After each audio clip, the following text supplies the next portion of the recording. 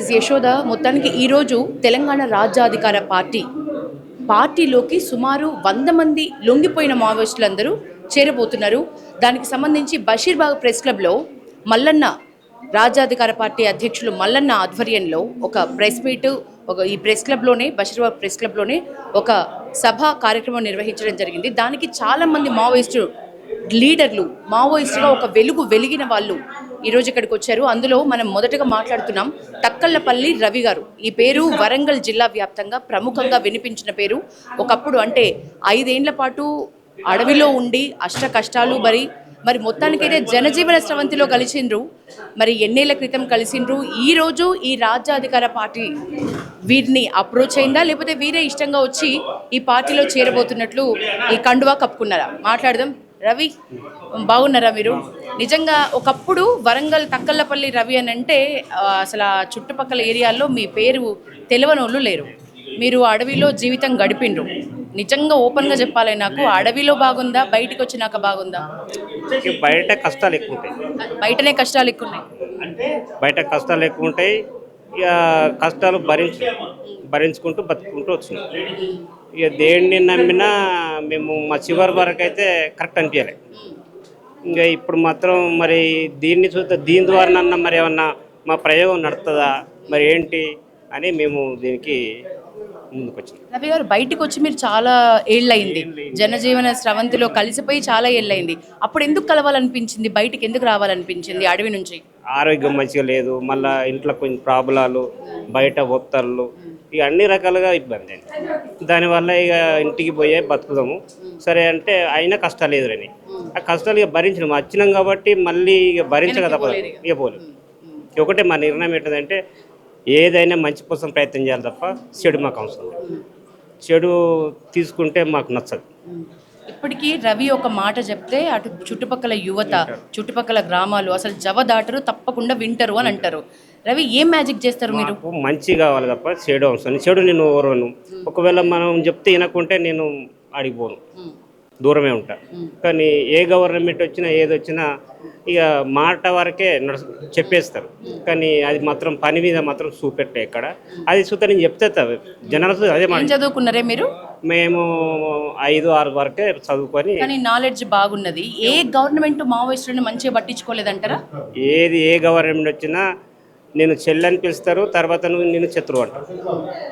అంతే, ఎవరైనా అంతే. ఏ గవర్నమెంట్ అయినా నేను దాదాపు 30-20 ఏళ్ళు చూస్తున్నా, అన్ని గవర్నమెంట్ చూసిన. ఒకళ్ళు ఇప్పుడు మాట్లాడినట్టుగా చెల్లెలను చూసినాం, అన్న అంటే వాళ్ళని చూసినాం, దయచేసి ఒక్కసారి చూడండి చూసినాం, అందరిని చూసినాం. కానీ ఎక్కడ, ఎందుకంటే జనాలను ఏదో రకంగా క్రాస్ చేసి తప్ప కరెక్ట్ అయితే లేదు ఇక్కడ. నేను ఇప్పటి చూస్తే చేతని నమ్మ. ఎందుకంటే ఎవరు కానీ స్వేచ్ఛగా బతికేటోళ్ళు లేరు. ఇంతమంది వచ్చింది కదా ఇక్కడ, స్వేచ్ఛగా లేదు. వాళ్ళకు మైండ్లో ఏదో నడుస్తుంది. ఇంకా మీకేం నడుస్తుంది? మేమేమనుకున్నామంటే ఇకనన్నా మంచి జరుగుతుందేమో, జరిగితే బాగుంటుంది, అదే కదా మేము కోరుకునేది. అదే తప్ప ఏం లేదు. చెడును ఓర్వా, చెడును నేను వినా అని అన్నారు మీరు. మరి ఇక్కడికైతే ఇష్టంగానే వచ్చిండ్రా, రప్పించిండ్రా? ఇష్టంతో వచ్చినాం. సరే, దీని ద్వారా ఇట్లన్నా ఏమన్నా ప్రయోగం, మరి వ్యవస్థ ఎట్లుంటుంది అనేది వచ్చి. నిజంగా అడవిలో ఉన్న అన్నలు కానీ మావోయిస్టులు కానీ కోరుకునేది ఏముంటుంది చెప్పండి? మంచి సమాజం కావాలి, మంచి విధానం కావాలి, అందరూ సమిష్టిగా ఒకటే రకంగా బతకడం కావాలి. కానీ ఇప్పుడు బయట అట్లా లేదు కదా. మాట్లాడే నేను ఇప్పుడు కానీ బయటనైతే లేదు.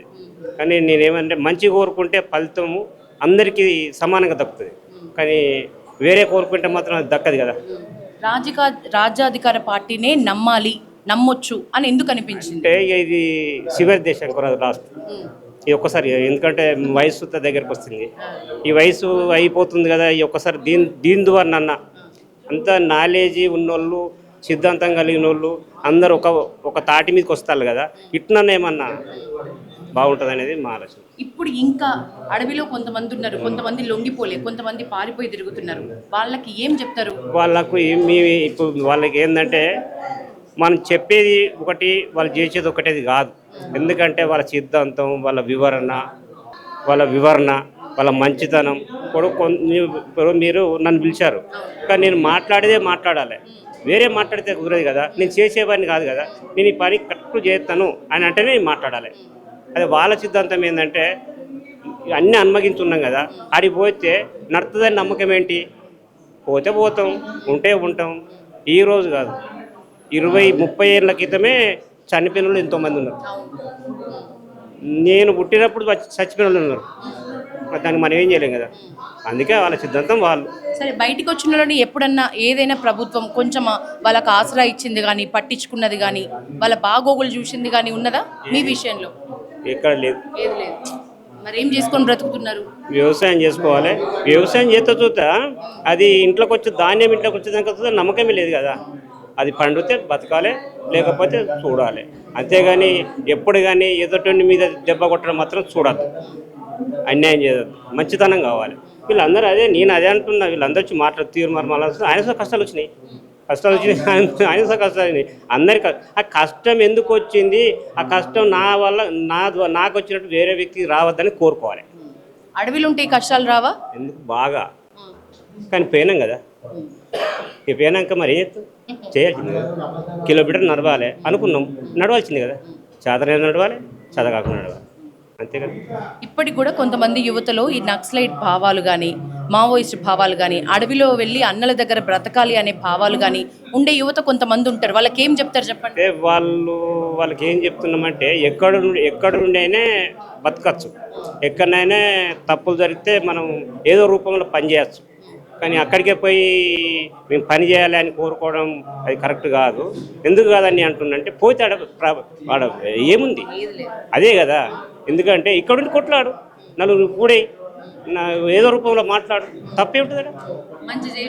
మంచి ఇక్కడ చేయొచ్చు, మంచి చేయొచ్చు. లేకపోతే నీకు చదువు ఉంటే నీకు నాలుగు విద్య చెప్పు, స్కూల్ చెప్పు, బతుకు, 10 మందిని ప్రయోగం చేయి, తప్పేం లేదు కదా. నీకు వచ్చిన పని కొంచెం నలుగురికి మెరుగుపరచు. అది ఈ లొంగిపోయిన వాళ్ళకి ఏం చెప్తారు?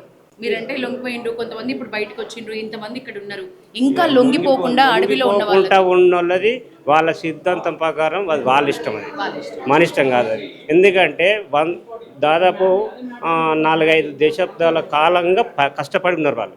అది వాళ్ళ ఆలోచన, వాళ్ళ విధానం, వాళ్ళ వ్యవహారం. అది మనం ఏం చెప్పలేం కదా.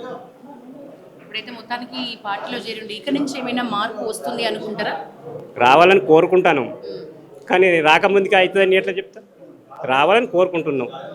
మరి దానికి ఇక ఇంకో మళ్ళీసారి అయితే నేను మళ్ళీ నాకు వయసు పెరుగుతలేదు కదా, నేను మళ్ళీ చేయడానికి దీంతో పోలేదు. దీని చూస్తే ఎందుకు నమ్ముతున్నామంటే తెలిసిపోతుంది కదా కొద్దిగా ఏంటిది అనేది. ఇన్ని ప్రభుత్వాలు చూసినాం.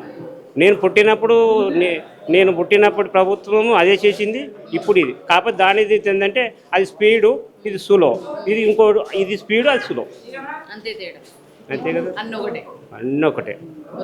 ఇప్పుడు చూస్తారు, తెలిసిపోతుంది. నచ్చితే కాదు, ఇంట్లో చూస్తా అదే సైడ్లో అదే క్రాస్ అయిపోయింది అనుకో, ఎవరిని నమ్మాలి ఎవరిని నమ్మద్దు అనేది మైకంలో పడిపోతారు జనం, అంతే కదా. మేము అదే మాట ఎప్పుడు కానీ మంచి అభివృద్ధి కోసం పని. ఏ యువత కానీ ఇప్పుడు ఒక ఆమె, ఇప్పుడు మీరు కోర్టులో వాదిస్తున్నారు అంటే న్యాయపరంగానే కొట్లాడుతున్నారు, అది మంచిదే కదా. అట్లా చేయండి, చదువుకోండి, మంచిగా చేయండి, 10 మందికి మంచిగా అది చేయండి, మంచి చేయండి, బాగానే ఉంటుంది కదా. కానీ నీ స్వార్థం అయితే కాదు కదా. సరే, నువ్వు బతకాలంటే బతకాలి, ప్లస్ నలుగురికి న్యాయం చేయాలి కదా. మంచి విధానం. నేను ఏమంటే మా మిత్రులు నాకన్నా ఎక్కువ వర్క్ చేసే వాళ్ళు ఉంటారు. చిన్నవాడు ఎప్పుడు కానీ చిన్న చూపు చూడదు. చిన్నవాడు పెద్దవాడు సమానంగా ఉండాలి. చిన్నవాడు నేను పెద్దోడిని నేనే మాట్లాడుతున్నాను కాదు, చిన్నవాడు చూస్తే మాట్లాడగలగాలి, చిన్నోడు చూస్తే మంచి హై లెవెల్గా రావాలి. ఇప్పుడు పార్టీ పెడతాడు మళ్ళీ అన్న, రేపు సర్పంచ్ కావాలి. చిన్నోడు అయితేంది, పెద్దోళ్ళు అయితేంది, మంచి వ్యక్తి అయితే అయిపోయాయి. అది చేయగలుగుతాడంటే చేయొచ్చు. నేనే పెద్ద మంచి కాదు కదా. ఎమ్మెల్యేస్ అంతే. ఇప్పుడు ఎమ్మెల్యేలు అంటారు ఎప్పటికీ నువ్వేనా అంటారు. అంటే వాళ్ళు ఎందుకంటే వాళ్ళే కావాలంటారు. కానీ మరి ఇంట్లో అట్లా కాదు కదా. వీళ్ళు ఎట్లా చేయాలంటే ఒకసారి ఇది అయిపోయింది, 5 ఏళ్ళ పరిధి మీద అయిపోయింది కదా, ఇంకొకరికి ఇద్దం వేయాలంటుంది. ఇట్లుంటే బాగుంటుంది. ఇప్పుడు వనజాకు ఉంది, కష్టాలు పడ్డది, ఇబ్బందులు పడ్డది. మరి రేపు పొద్దుగాల ఆమెను ఎమ్మెల్యే చేసినాం అనుకో, ఆమె ఎప్పటికి ఉండదు కదా, ఇంకోటి ఉండాలి కదా. అంటే మార్పిడి అనేది ఉండాలి, అందరికీ స్వేచ్ఛ ఉండాలి. ఈ ప్రభుత్వాలు చూస్తే ఇప్పుడు జన సమీకరణ చూస్తే ఓట్లు ఎందుకు వేస్తారంటే ఈ ప్రభుత్వం మాది అని ఎయర్విల్లు. ఈ ప్రభుత్వాన్ని గెలవలేక, దాంతో ఆ రాజ్యంతో గెలవలేక ఈసారి ఈ టర్న్ దీన్ని ఓడియాలి, దీన్ని ఉండద్దు, మార్పిడి చేయాలి. మార్పు కావాలి. అది ఒక్కటే తప్ప వీళ్ళు దాన్ని మార్పిడి చేసి దీన్ని కేసి దీంతో వీళ్ళు సంపాదించింది ఏం లేదు. జనం ఆలోచన ఏంటంటే మార్పిడి కావాలి. ఎంతమంది పిల్లలే మీకు? నాకు 2 కొడుకులు, చదివిస్తానరా? జాబు. చిన్న అయినా కానిస్టేబుల్, పెద్ద అయినా మన పార్సల్ డిపార్ట్మెంట్లో పనిచేస్తారు. ఇప్పుడు అని చెప్తారా వాళ్ళకు మీరు పడ్డ అడవిలో పడ్డ కష్టాలు చెప్తారా? చెప్తాం, ఏడుతారు. ఇక మేము ఇంటి దగ్గరనే ఉంటాం, వ్యవసాయం చేసుకుంటాం. నా ముందు నా దగ్గర డబ్బులు లేకున్నా మంచిది, ఆయన అడ్డం పడి కొట్టుకుంటే నన్ను అడగచ్చనే పెడతా నా బాధ్యతగా. నేను తినకుండా మంచిది, ఎందుకంటే ఆయన నన్ను గుర్తు చేయకుంటే నాకు ఇంకోరు సాయం చేస్తారు. ఎవరో నాకు సాయం చేస్తారు కదా. నాకు నేను 10 రూపాయలు పెట్టేస్తా, నాకు ఇంకోరు 5 రూపాయలు ఇయ్యరా, అది మంచి పద్ధతి కదా. అట్లా అదే మర్చిపోయినది నాకు. అందుకోసం నేను ఎక్కడైనా నువ్వు ఎక్కడికన్నా ఆయన వాళ్ళు ఉరికత్తారు, వాగుతుంటారు, నేను బాగా కూర్చుంటాను. చంపేస్తావా? ఏం చేస్తావు? నువ్వు ఏం చేయలేవు కదా. నా వయసు 57 ఏళ్ళు ఉన్నా. 57 ఏళ్ళు నేను అది కష్టాలు పడ్డా. అన్ని కష్టాలు పడి పిల్లలు అయితే మంచిగా చదివించింది. మా కొడుకుని అన్న నేను, నేను నక్సలైట్ నువ్వు కానిస్టేబుల్ ఎట్లా బిడ్డ అంటే నీ సిద్ధాంతం నీది, నా సిద్ధాంతం ఓకే బిడ్డ అన్న. పెద్ద ఆయన అదే అన్నాడు. ఎందుకంటే నేను ఛాన్సర్ చచ్చిపెట్టాను, బాగా నిప్పులు కురిసి పైన బతికినావు. ఇప్పుడు నేను బతికి గిడికి అత్తని అనుకోలే, అది ఎట్లా జరిగిందో నాకు ఎట్లా వెళ్తుంది. ఈ భూధార ఈ ప్రకృతి పట్టుకొచ్చింది ఇక్కడ నన్ను. అంతే కదా మరి. నేచర్ని నమ్ముతారు మీరు, ప్రకృతిని నమ్ముతారు. అంతే కదా మరి. నన్ను వదిలించుకోవాలి, నేను ఎక్కడో చచ్చిపోతే ఎక్కడో బతికినాను కదా. ఈ స్థాయికత్తా నేను కోరుకోలే కదా. మీరు నన్ను అడుగుతున్నా న్యూస్ అనుకోలే కదా. అంటే నేను ఏమన్నంటే ఆడవాళ్ళు కానీ మగవాళ్ళు కానీ అక్కను చూసిన నేను ఇంతకుముందు. ఎందుకంటే ఆలోచించి అన్ని తీర్ల మాట్లాడాలి, అన్ని తీర్ల పనిచూ చేయాలి, మాట తగ్గట్టు పనిస్తూ ఉండాలి. అట్లా అది నా సిద్ధాంతం. థ్యాంక్ యూ మంచిగా అనిపించింది మీతో మాట్లాడితే.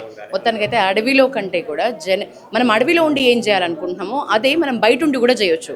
కాబట్టి ఇప్పటికీ లొంగిపోని వాళ్ళ సిద్ధాంతాలు వాళ్ళకు ఉన్నప్పటికీ కూడా ఎప్పటికైనా జనజీవన స్రవంతిలో కలిసిపోయి కూడా మనం మంచి చెయ్యొచ్చు అనే ఒక మనస్ఫూర్తిగా చెప్పిన మాట రవి గారు.